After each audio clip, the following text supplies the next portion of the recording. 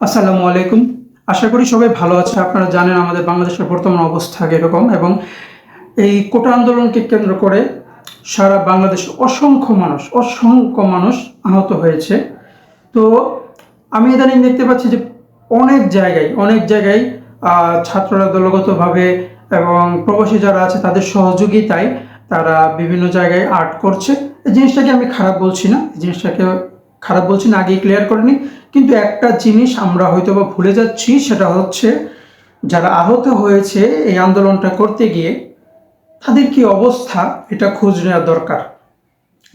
আমাদের প্রথম যে দায়িত্ব ছিল সেটা হচ্ছে কি, আহত যারা আছে তাদের খোঁজ নেওয়া এবং যারা শহীদ হয়েছে বা যারা মারা গেছে তাদের পরিবারের খোঁজ নেওয়া।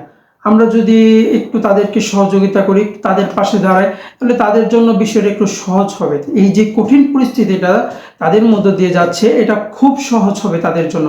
এবং যারা আহত হয়েছে তাদের সবাই যে ভালো অবস্থানে ছিল বা সবার পরিবার যে খুব ধনী এরকমও তো না, অনেক দরিদ্র মানুষ ছিল এবং অনেক কি বলবো, সবাই যে মধ্যবিত্ত পরিবার ছিল এরকম না, সব অনেকে নিম্ন মধ্যবিত্ত পরিবারের ছিল।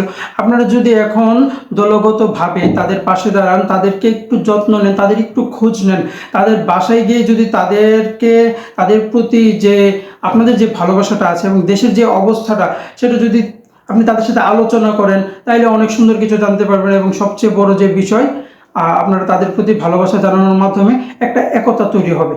এবং আমাদের বাংলাদেশের যারা আছি এখন, আমাদের মধ্যে সেই একতাটাই দরকার। একটু চিন্তা করুন, এই কাজটা করা যাইতে পারে। আপনারা চাইলে উদ্যোগ নিতে পারেন, তবে উদ্যোগ নিলে অনেক ভালো হবে।